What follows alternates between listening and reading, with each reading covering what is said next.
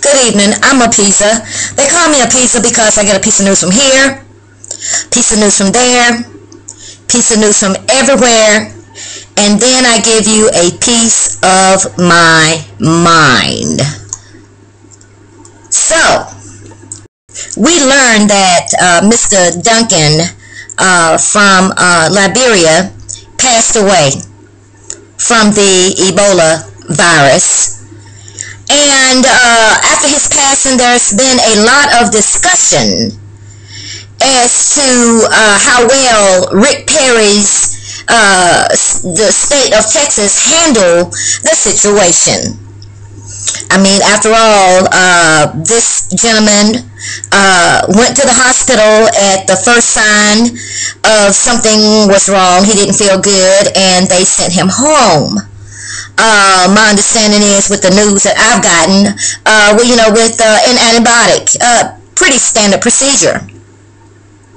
However, we have come to learn that there were some breakdowns in the communication process at that particular hospital. And as a result, that man was sent home, and he eventually died. Not at home, but after he returned back to the hospital in an ambulance and then started to seek treatment. That at that point the virus had overtaken his body, and therefore he didn't survive, and he subsequently died. Now, speculation has said that had the hospital acted sooner, that this young man may still be alive. We don't know that. There's no way for us to know that. However, and I don't believe in conspiracy theories, but I want you to know that since that young man passed, I have had numerous of people contact me and say, something is not right here. And what do you mean? Well, everybody else that has been treated for the virus, as far as we know. I mean, they tell us that, in Africa, where the World's Health Organization and others have gone there to fight the virus and see about the people, they're surviving pretty much if they catch it early enough. But here, for the first time, we have somebody here in America that died from it, after receiving treatment from America. Did this man receive the utmost care that he was entitled to? So some say that the hospital waited too late. Others have said, well, it was because he didn't have health insurance. I'm not going to weigh in one way or the other of whether or not they caught it too late or whether or not he had health insurance or not. But what I'm going to say is this, and I need for you to listen to me carefully. This is why it is important for the United States of America to have universal health care. Because in the case of a pandemic, epidemic, whatever you may want to call it, if people don't have the money to go to a doctor, guess what? They are not going. Republican terrorists, not the Republican sane people, because you get it like we get it. Health insurance has to be affordable enough so that if we have a pandemic, people can go and get treatment. But if you ain't got no money, you don't have health insurance, you're going to take your chances and pray to God that you don't, die or infect anybody else.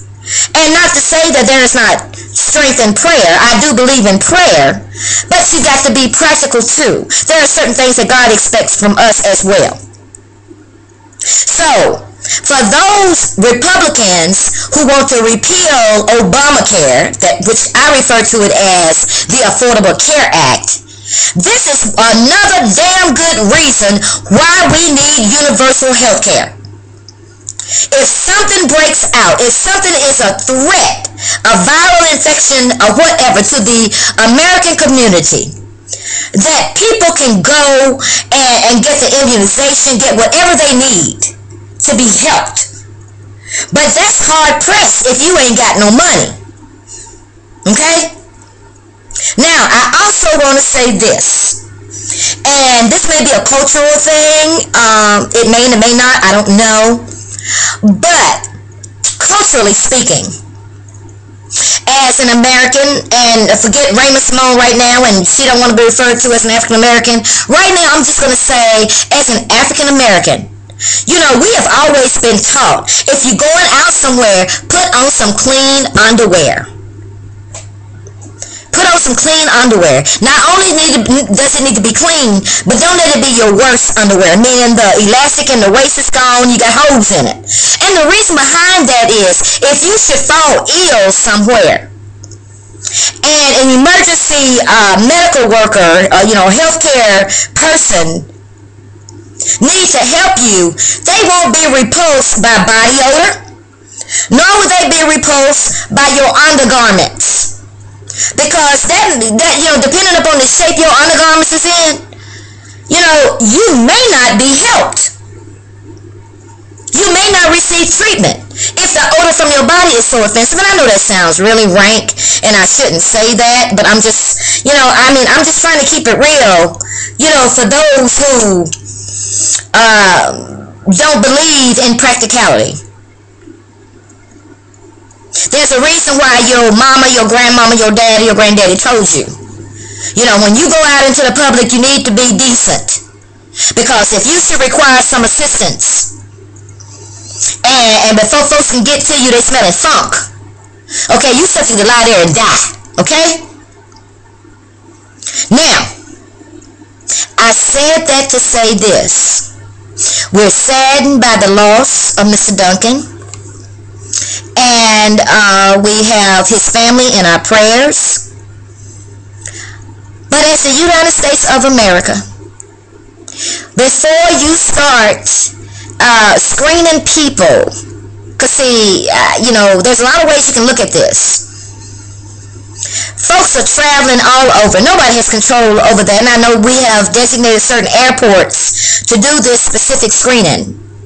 But I'm going to be honest with you, and I'm not a medical professional. The plan sounds really weak to me. But I know you got to make some white folks feel safe. And by the way, speaking of that, hats off to the white guy in Texas that went on and went to the hospital, and was signed in and had tests ran, because I ain't mad with Homeboy. Homeboy was like, you know what, I went to them folks' apartment, I interacted, I was in close proximity. And I realized that, I'm not going to say the government, but Rick Perry, the state of Texas was saying, it's okay and all that. But, some things you just can't trust, because he knows Rick Perry. He knows government.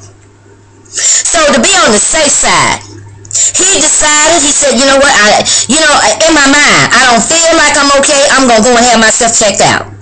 So he went on and they, got him in, quarantined him and ran tests, and come to find out he's okay. I'm not mad at you, brother. I get you. Folks are going to hate on you and going to say you should have known better. As an official, you should have known better. But I want you to know, I'm not mad at you. And I say that because not that I distrust the government necessarily, but if that's what it takes for you to have peace of mind, not that I'm encouraging everybody to go and do this, then you do it.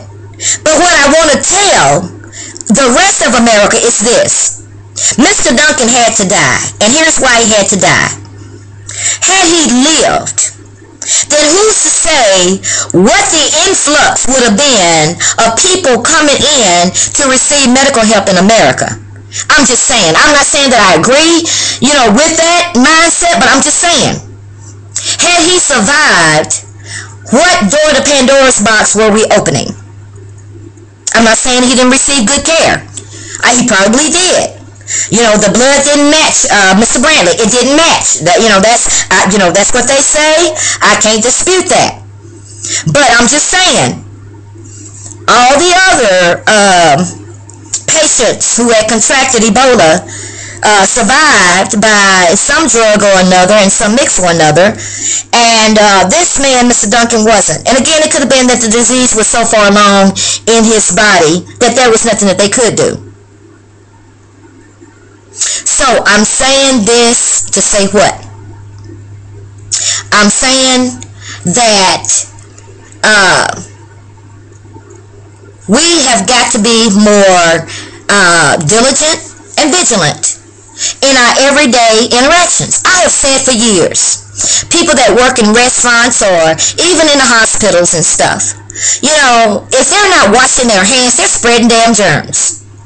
I don't think restaurants should have public toilets because of that reason.